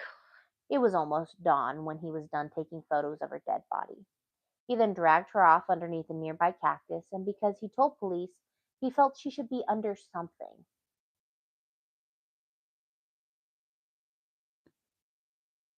Yeah. Okay, weirdo. He then proceeded to take her underwear and strips of cloth from the bottom of her dress. He then gathered everything of hers, including her purse, and as he drove home, he threw the contents out the window. But he kept 30 cents from her purse. Shirley's family panicked when she didn't come home. And sadly, because he called himself George and gave a fake address and number, they couldn't find him. So Detective Dave Ostro, who had been assigned to the Judy Dole kidnapping, actually thought the description the family gave were kind of vague, and he thought that he did match the description of Johnny Glenn, but that was all they had. And he was like, "This might be the same guy." And now, sadly, because it's the 50s, the case went quickly cold. Yeah. By April 1958, he was still unemployed. He was living off of Ophelia, sending him money on a regular basis. Now, part of how he stayed out of jail was he built his darkroom in his apartment and he would develop the photos he took of Judy and Shirley in his own darkroom. He kept the photos in a medium-sized toolbox and it held Judy's shoe and Shirley's underwear. By July, he was like, "No one is onto me." And he's like, "So I can go hunt again because the police gave up looking for me." How very nice. Now, at the time, he figured he would go back to his other method, the photo shoot method. So he went through a local papers, found an advertisement for a model named Angela Rojas, who was immediately available for modeling work. He called the number, found out Angela was a pseudonym for Bruce Mercado. She was a 24-year-old model who had arrived in Los Angeles from Plattsburgh, New York 5 years earlier. She had served in the Women's Air Force during the Korean War and was honorably discharged. She went immediately to Hollywood to chase her dreams of stardom, and things didn't work out. She wasn't discovered, so she turned to modeling as a way to make money while staying in the entertainment industry. She was also stripping to make money to pay rent and feed herself. When Harvey called and said his name was Frank and he was a magazine photographer. How did I know he was going to go to Frank? I know. He did George. I mean, his name's Harvey. He went to, what was the first one? Johnny. And then he went to George. And I'm sitting there thinking, watch the next one be Frank. Yeah, now it's Frank. And he was looking for new talent, and she was very eager to get some work and exposure, so she said, of course. She gave the address of her apartment, and he was like, "I'm going to stop by." Later, Ruth opened the door, and he was like, "What's wrong?" And she said, "I'm sorry, I'm not feeling well. I meant to call you, but I didn't have your number." And he got frustrated. He thought she was lying about being sick, and he was like, "She saw me and decided not to let me in. That's why." And he said he would take a rain check. He left, but his hand was in his pocket. He was going to pull out his gun, but he didn't. On July 23rd, he showed up unannounced, and she was shocked. And she was like, "I'm feeling better." And she was like, "Let's do a photo shoot." So she left Harvey in our living room to put her dog in the bathroom so the dog wouldn't flip out. And when she returned, she found Harvey with a gun in his hands, and he directed her to her bedroom. He then bound and gagged her and then went to the main section of the apartment. He said he made sure all the doors were locked so they wouldn't be interrupted, and made sure the dog was still in the bathroom. He went back to the bedroom and said, "I want to have sex with you."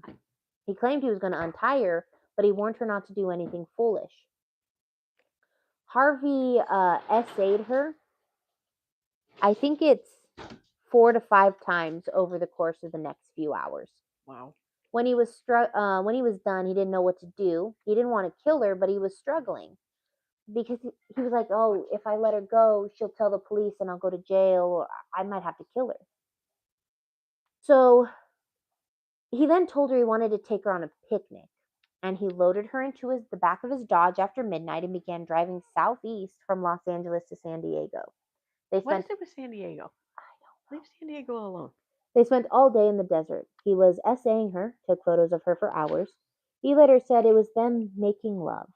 You can't make love without a person consenting. Consent.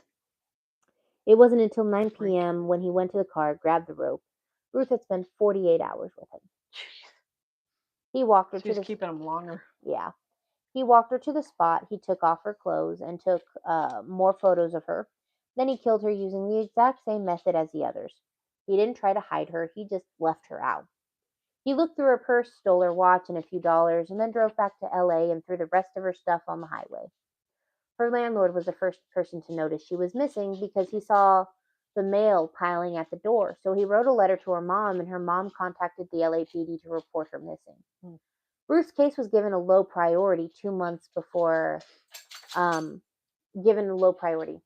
2 months before her face appeared on an AP bulletin, and in the photo there was notes, and it said may seek employment at nude modeling or as a stripper, and mental condition poor. Wow. So she's reported missing. She didn't show what they went, okay, cool. Didn't post her photo for 2 months and then wrote in the notes, might look to take nude photos or be a stripper. Her mental health condition is poor. Slap in the face. Yeah. Like most killers, he no longer wanted to wait in between kills, but he did. 6 months before he killed again, and he was scared of slipping up. Now, during this time, he got another job as a TV repairman, but he started to lose it in the sense that he couldn't stop thinking about killing and abducting women. He was obsessively looking at the photos he took of his victims, and and the photos that he kept in his toolbox. And he would spend hours going through the trophies. He was obsessive. He had no remorse, no matter what he said he did, no matter what he said. In late October 1958, he was on the prowl and he got lazy. He went back to the name of Frank Johnson. And he used the same photographer trick because probably it was easier than anything else. He looked at the paper, saw an ad for a modeling studio called the J.A.M Studio. It was a modeling agency on Sunset Boulevard and it specialized in pinup modeling. On October 27th, he showed up at the studio and said his name was Frank Johnson, a professional photographer, and he needed models for a campaign. Something worrying about this was that he had previously taken photos of Diane at J.A.M Studios before she owned the studio. And when he showed up, she recognized him almost immediately, but she had previously found him creepy and off-putting. Unfortunately, she didn't want to go with him, but she said she would find a model for him. She didn't want to turn away a paying customer, so she threw him another model. She threw him Lorraine Vigil, a 28-year-old model. When she came across the ad for Diane's modeling agency, she decided she was going to give it a try to make some extra money. Lorraine had only been with the agency for a few days, and she got a call a little after 9 p.m. that night. Diane said she was going to be sending Frank Johnson by her apartment to pick her up within the hour. Diane then calls her back when Lorraine is getting ready, and she goes, I know I'm sending you out with this guy, but I just want to warn you, he's sort of creepy and definitely not a pro photographer. No. And why would you send him? So be careful. Why would you send him? I mean, I guess if he got there, she could always just not answer the door. So she didn't think much of it, and she was like, it might be because I'm new and she's just being extra cautious. So a little after 10 p.m., Harvey knocks on Lorraine's apartment door, and he said, I'm Frank Johnson. I'm a magazine photographer. And immediately she reminded him that Diane insists on getting money up front. Lorraine was like, pay me first. You're not coming into my apartment. You're not getting my services until you pay me up front. Good for her. So they had agreed on $22, and he decided he was going to give her 10 then, and he convinced her he was going to give her the rest later. $22. She later said okay and accepted his promise. Also, at that time, $22 was $246 today. You should ask for 30. 30 would have been more today. So it was a good sum of money, and he gave her less than half. So Lorraine was immediately off put by him. She said that not only did the money thing put her on edge, but she said he smelled of cigarettes and BO. And she said he was as very much a creep as Diane had warned. So once she's in the car, they were headed to Diane's studio. And one of the reasons she was so willing to be driven was because it was a common thing for models. Because not a lot of people had cars at the time. Right. So photographers commonly had cars to pick up their models. Right. So it made more sense. So that she didn't think anything of it. So he was driving to the studio and he said there's a change of plans and that Diane had other people coming into the studio. So it was taken up and they would have to use his studio in Anaheim. Where is this guy living? San Diego, Anaheim, all these places. He was living in LA. Now he has a studio in Anaheim. Okay. He's claiming he has a studio in Anaheim. He Okay. doesn't. He's just going to take him out to the desert. So Lorraine was reluctant and she didn't want to argue with him, but she was thinking of a plan on how to get out. And Harvey was trying to ease her anxiety because he doesn't like a woman that's challenging. Every time he's challenged, he runs away. So he's telling her about this fictional job and how it's going to be great and how she's so beautiful and how she's going to make the cover. And she's like, that's great, but they keep driving south. And they got to Santa Ana Freeway, and the rain was no longer feeling easy. She said he began driving at a tremendous speed, and then he never answered her questions or even looked at her. He just stopped. So they get to the Santa Ana Freeway, and he's like, yeah, you're going to be a model. Like, that was all of a sudden, she just sees this Like his transition. like it changed, like his Like, whole behavior. entire body language of, I'm going to kill you now. Like, it was, she sees this change in him. Yeah. And she's like, this is okay. I Not good. am, yeah, help me. So she said it was clear something bad was happening and she was in full panic mode, especially when he pulled off the freeway and into the shoulder. And when he told her he had a flat tire, she was like, no, I don't think you do. And she was ready to start running. Oh, fight. She was going to bolt as soon as he got out of the car, but then he pulled the gun. And she was like, he said, I'm an ex-con and I'm going to kill you. I don't give a darn if I go to the gas chamber. I think he said, damn, if I go to the gas chamber. He tried to force her hands behind her back so he could tie them, but she shocked him. She grabbed the barrel of the gun and screamed at him while trying to wrench the gun from his hands. She's yelling, Ay, Chihuahua. Hermione. That's enough. I love how we're like so invested in it and she barked and it scared us. Cheese and crackers. So I'm never gonna watch a scary movie with you in the room.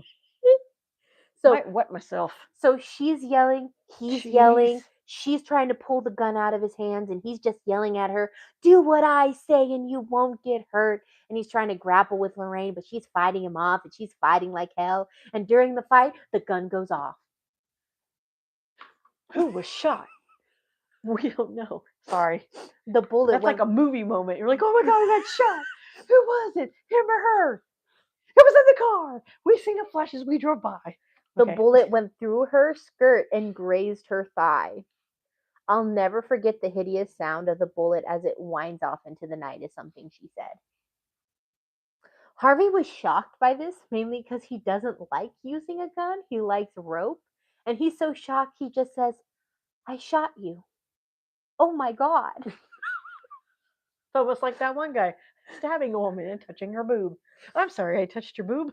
Lorraine uses a shock and she twists out of his grasp, jumps out, and runs away. Good for her. But then she's tackled from behind by Harvey. Oh my God. Mind you, they're still on there's nobody on the highway seeing any of this? They're still on the side of the highway, 200 feet from it to be exact. And it's like heavily traveled. How do you not see a woman being tackled? Are you just thinking, oh, they might be having a dispute, thinking she's gonna kill herself on the highway, so he gonna tackle her? Oh my God. As someone did drive by, Patrolman Thomas Mulligan. Way to He go. happened to be on his way home after his shift. Not and anymore. What was crazy was he hadn't seen the two of them fighting.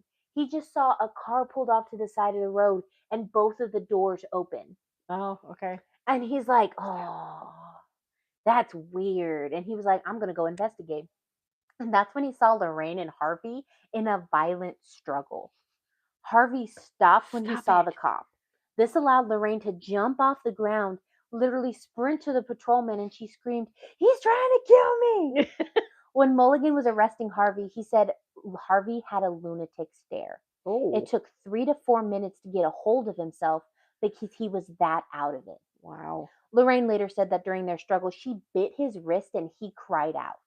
Then suddenly I found I had a gun in my hand and I turned it around and pointed it at him. I had known how to fire. If I had known how to fire, I believe I would have killed him. But he had just stood there and watched me, and after a while the police came. So Harvey was taken to the local sheriff's station, and he explained he had only been in California a few months, and he met a girl that night, and he said he didn't have a plan to harm her. He was just trying to scare her. Okay, but the gun went off, you numbnuts. Went through her skirt and grazed her thigh. The detective didn't believe him, and he was booked into the Orange County Jail that night on charges of attempted essay and assault with a deadly weapon. So now that he's in custody, he tries to minimize everything, but essentially admits that he was planning on killing Lorraine. Now, the police had his criminal history, and they were like, something else is going on here. They're like, I don't think you were just going to attack her. I think you were going to kill her. And I also think you've done this before. And Numerous times, by the way. Newsflash. Harvey got arrested for doing this numerous times before.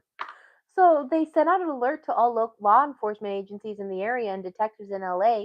And they had a few missing women, and they were like, let's see if they tie back to him. So the LAPD sent 2 detectives to Orange County to interview him. So detectives from LA and OC are interrogating him separately for days, and they were hoping to crack him or get him to slip up. And they were successful. Nice.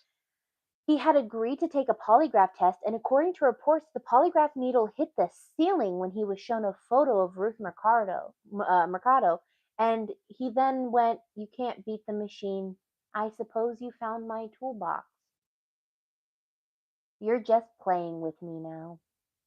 They had not found his toolbox. When the LAPD searched Oops, piece of info he gave out. When the LAPD searched his apartment, they did not find that toolbox. So they went back and searched again and found it hidden in the garage, where they usually keep a toolbox. Duh. So they went when they got to the toolbox, they found the photos that they had taken, the 22 photos of Judy Dole, Shirley Bridgeford, and Ruth Mercado, dead and alive, as well as the trophies. Now that he was in custody and they knew everything, he began to change. He began telling detectives every details about the murders, and they would go back and forth, and he was boasting about his kills and how he lured women to their deaths. The evidence in the toolbox, according to him, was kept so that if he ever got caught, he would be convicted. He said, I don't have the guts to turn myself in. I wanted to, but I couldn't. You could, little bitch. He just chose not to. Chicken shit. Harvey was determined to not go back to prison. He was like, I don't want to die. I don't want a prison sentence. Now, after his confession, he agreed to go out to the desert to the crude grave sites of Shirley and Ruth. So they did manage to get the bones, and the San Diego coroner, Al Gallagher, said the remains were little more than a bag of bones.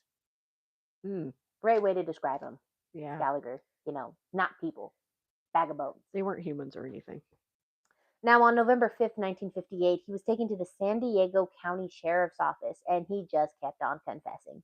They recorded it this time, and he went through. Which is pretty smart if you do that, because hello. Yeah. He went through every detail of each murder, and he insisted he had 2 motives. My primary motive was, I did want to take pictures, but aside from that, I was interested in sexual relationships. His voice actually became scary, and he started to go into graphic detail. He included his thoughts on how women enjoyed themselves with him. He said he didn't use a gun to kill them because it could be traced back to him, and he said strangling had left less physical evidence. The confession went on for hours until he was given every single detail, and then he was returned to a cell, and he was immediately put on suicide watch because he had made multiple comments about killing himself. From the moment he was arrested, the San Diego and Los Angeles prosecutors had to worry about him killing himself because he was constantly talking about it, and they were worried it would make a compelling case for the insanity plea, and they didn't want him out on the street. So Ophelia visited him in jail, and on her way out, she told the press, he's not vicious, he's sick. He is viciously sick, lady. Mom, you need to get checked. I think she has a schizophrenia, whatever that doctor said earlier. Yeah. On November 8th, 1958, a grand jury convened in the San Diego courthouse, and he was indicted for the March 9th murder of Shirley Ann Bridgeford, July 24th murder of Ruth Mercado. A few weeks later, on November 21st, he went in front of a judge and pled guilty, and the sentence was deferred to a later date. He was asking for the death penalty, so there's going to be quite a bit of red tape. Whenever there's a death penalty case, there's a lot of red tape. Yeah. Ophelia kept telling people he was shy and girls, and he He didn't understand how to be around He wasn't women. shy. He tied a string to his wee and put it to a drawer. He was not shy enough to kidnap women and kill them. Especially at 12 years old. Come on, Lee. Wow. You would have spent more time at home instead of at the store. So, Dr. J.P. Hilton, the doctor that evaluated him as a child, says he did have trouble with women and said he had become increasingly violent towards females as he grew older. They tried to prove he was mentally ill and not competent to stand trial, saying he was clearly antisocial and very delusional. But he alluded to the fact that before he confessed, he was feeling bad about killings, but he did it anyway. On December 15th, 1958, he appeared in the Superior Court for the sentencing, and he told his lawyers, "Don't stop me from getting the death penalty." But legally, they had to mount some kind of defense. Yeah. The prosecutor had an airtight case, though he brought up his prior arrest record and attacks on women's, and he had confessions, testimony from Lorraine, and in the end, he was, of course, found guilty of 2 counts of first-degree murder. Harvey and his lawyer didn't say anything because remember, Harvey wanted the death penalty. Yeah. The judge, after giving a lengthy speech, basically said, "You are getting the death penalty because imprisonment is too good for you." Because every time he gets in it, he gets out of it. Harvey was sent to San Quentin on January 1959. He sat on death row, but death penalty cases have an automatic appeal, and so an appeal was filed, and they found there was no error, so they upheld it. And on 10 a.m. on September 18th, 1959, he was led from his cell to his gas chamber at San Quentin. And as he was seated and strapped into a chair at 10:30, the cyanide tab was dropped, releasing gas into the room, and he apparently, according to witnesses, started to breathe in deeply. Wow. Um, at 10:03, the cyanide tab was dropped, not 10:30, 10:03. And he was pronounced dead at 10:12. So from 10:03 to 10:12, he was in the gas chamber, which isn't very long. Hence why they're like, that's why he was 9 breathing minutes. in deeply. That's why he was breathing in deeply. So it he didn't could, take long. yeah. Now, earlier, I said they're still discovering things. He got the title Glamour Girls Slayer after he was caught in prison because everyone wants to give cute nicknames to killers. In April of 1954, he was released, and before he began killing, there was a body discovered in Boulder Hill, which is a short drive from Denver. It was a nude body of a woman that was unidentified for 50 years. Wow. Until 2008, police were tentatively identifying her as Catherine E. Fernand Dreyer, who was a young woman that lived in a Denver boarding house not far from where Harvey was staying with his parents. Now, the investigation had been reported a short time earlier after various exchanges of info on public message board that she was linked to Harvey Glattman as a victim. And it made sense. The timeline fit, the methods fit, and just a lot of things fit. Now, Jane Doe was hit by a car before her death, and the measurements were the same as Harvey's vehicle at the time. He explained he had taken some photos of women in Denver, and detectives are like, "Are they alive or dead?" And Harvey responded with, "No, they're mostly alive. I think they're alive." He then smirked and said, "Unless they've been run over." Wow. Mind you, this victim in Denver was run over by a car. Psychopath. A new autopsy found she had been bound at the wrists and ankles in the same way as Harvey's other victims. Now, Harvey was long dead, so there's no way you're going to connect the dots. You can't question him about it. No. But Do the a fact he's seance. all like, most of them are alive, Unless unless they they've been got hit rid by of a car. Huh? What? God. What? So, a year after police identified the body, right? They found the real Catherine Dreyer living in Queensland, Australia. So then who was that lady? The works were preparing to move the woman they named Barbara into an assisted living facility, and they found a lot of stuff for Catherine Dreyer. She had disappeared from Colorado for more than half a century, and she didn't want to talk about what happened to her in Colorado. Oh. Before she disappeared, there was not much known about her. So a lot of people suspect that it's possible she was a victim of him before he started killing. And so she was like, I'm getting out of here. It was a traumatic event for her, and she went, "I'm going to just pretend to be somebody else." So, oh, my phone died. Willow. My computer died. Willow, you touched it. She's all... She's giving me the dirty look. Let me find it. I can pull it up on my phone. Why did you kill La la la la la. I'm trying to find it. I promise. the I computer? promise. I'm trying to find it. So, nope, that's Diane. Also, Diane was not a girl's girl. You know he's a creep and you still send a woman to go take photos of him? Yeah, makes no sense. So they found the real Catherine Dyer living in Queensland, Australia. Right. She had disappeared for more than half a century and she didn't want to talk about what happened to her prior to her disappearance. Don't blame her. Before she disappeared, there's not much known about her. Now, Detective Ainsworth wanted to identify this body, and in the fall of 2009, through DNA technology, they identified her remains as Dorothy Gay Howard, who was a 16-year-old runaway from, guess where? Yonkers. Phoenix, Arizona. Oh. Remember how I kept saying things keep tying back to Phoenix in my cases? Okay. Second case where we've had to tie back to Phoenix. Oh, wow. And it's completely unintentional. And it does get hot here. Yeah. Wow. So it was in 2004 when a historian, Sylvia Perfume, was like, we can exhume the body so we can reconstruct what her face looked like. And they published the findings. Now, this was seen by Dorothy Grant's niece, Michelle, and she got in touch with authorities who got her DNA, and they were able to identify her that way.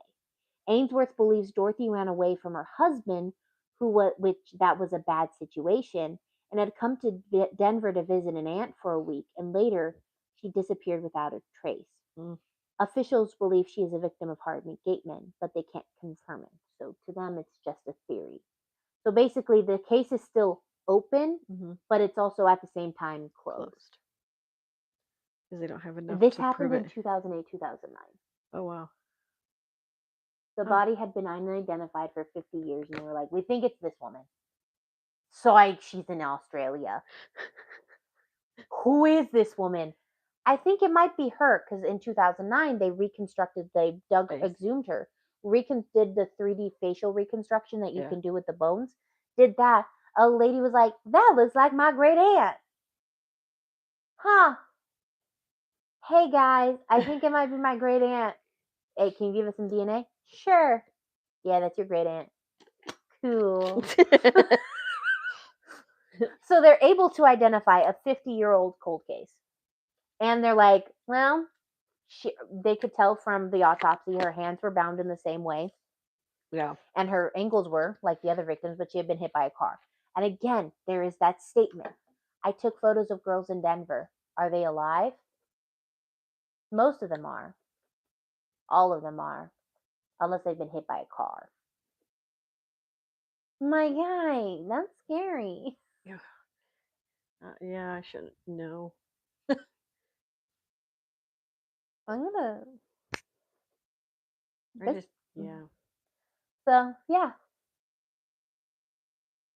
That one was a little weird. Weird how? Like a disturbing weird. Yeah. It's still not like the Blackout Ripper. Nope. This case is like number 2? No.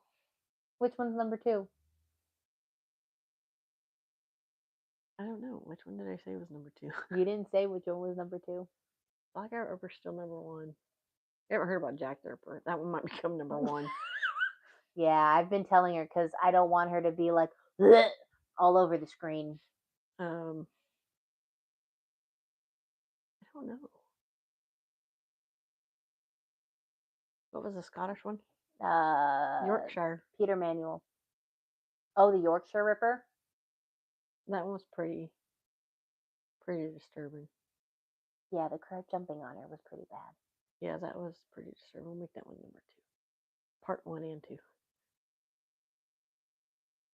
I mean, this one, I don't know. It's disturbing because there was a lot of red flags as a child. There was a lot overlooked in this case. Probably have to give it a 4.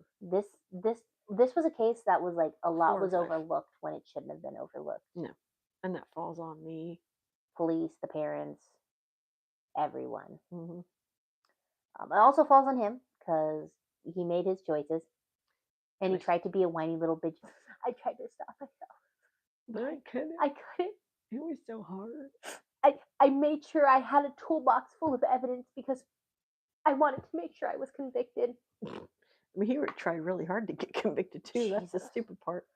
Well, the next episode is going to be Career Girl Murders. Yes. I'm trying to think about this one. This one is very much 1940s. A lot of racism. Shitty racism. And I think it's also unsolved. No, it was solved. It was solved, but they still tried to try the wrong guy for it. Very much lipstick killer-esque. Way to go, wee-woos. Making a t-shirt. Also, there's a police officer from the Bronx that like has like a super Bronxy name. Nice. That's super fucking racist. Oh. Not nice. I take that back. My favorite thing with Michelle is to say something and then just Let it go. throw in to say everything nice and then just throw in the bad thing at the last minute. It's like, oh, okay, not so nice. Yeah, this one is, I wouldn't say, it is brutal. It is just one murder. It's not a serial killer. It's 2 victims though. So it is brutal in a way that's like, damn, my guy, like you had problems, but not in a, damn, my guy, you should get a lobotomy. I still love the fact that his mom was like, we'll lobotomize him. I'd rather him have a lobotomy than be a criminal deviant. Rather him be dead. My guy, she was already a criminal deviant. Did she show up to his thing, or was she already gone by then? I don't know. I stopped asking questions about his mom. His mom was too weird. She needed to get checked out. He molested girls, but he didn't harm them Like bodily. That's what it is. She condoned it. She was enabling it. You talk about it, you enable it. You both are just fucked up. This is a case. But the good news is, after this, I think after next week's the Career Girl Murders case, we're done with old. No, we're not done with old. We're kind of done with oldies, cause You had the Valentine's Day massacre afterwards. Well, no, we also have the Valentine's Day massacre. We had the Valentine's Day massacre, and then we have the Happy Face killer, which is it's like a 98 kind of murder. It's the 90s. Oh, that's modern day. Nice, my time. And then we have Timothy Coggins, which is both modern and old, 70s. Oh yeah, we could do the Timothy before we do the Happy Face. Yeah, because Happy Face is the beginning of March. Timothy Coggins kind of rounds out Black History Month. Yep. Yeah. What? Okay. So we're gonna go ahead and try to, because I leave this next week. I leave on the Thursday, and I don't come back until the Wednesday. So we're trying to get stuff done. We're trying to get a bunch of things pre-recorded all the way up to the Wednesday. So who knows? Maybe tomorrow, if we come home at 1:00, we might record too. You might see us in the same clothes. Yeah. The only reason I'm wearing this is because it's cold. I like it cold. Sorry. I don't. I do. I'm a little bitch. I'm warm-blooded. I'm not. I am. He's a wuss. It's okay. But yeah, I am finishing up typing up the Jack the Ripper case. I have currently, if anyone is interested, I have currently finished typing up about some of the letters. And I have yet to start the 5th murder. This is going to be about a month, if not 2-month person that we're talking about. I am on page 41, and I have not talked about. So we might have to do 10 pages each episode. No, depending on how. I have it broken up. Okay. We'll do it probably victim by victim. Makes sense. Except for the 4th one. The 4th one might be the letters and the victim. because not a lot is known about the fifth victim. So True. Okay. And oh,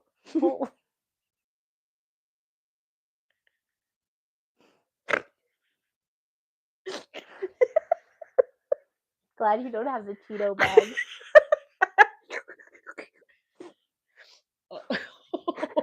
I'm so sorry. Probably heard that. I apologize. Probably did. Usually picks it up. I still don't have smell-o-vision. I gotta take a shower. Oh, How is it getting worse? I moved. Stop moving. Please don't move. This is raw, people. This is what you get when you watch us. Yeah. Anything can happen. Anything can happen. We can get scared by the dog barking at the worst possible time. Oh, yeah. Oh, jeez. You might hear a little bit of yelling. Yeah. Well, I don't know. It doesn't really pick up Justin that much. Yeah. Unless his door's open. Yeah. Then our mics die. And then you hear nothing. Yeah. Absolutely nothing. All right. So we will see y'all next time. We'll see. We'll see you next time. Yes. It may be tomorrow for us, but it may be a month from now for you. Yep. Who knows? Yep. So trying to plan these out. Oh wait, you know what day it is? Hump day. Sorry. No, it is not hump day. No, it's not. I just say that.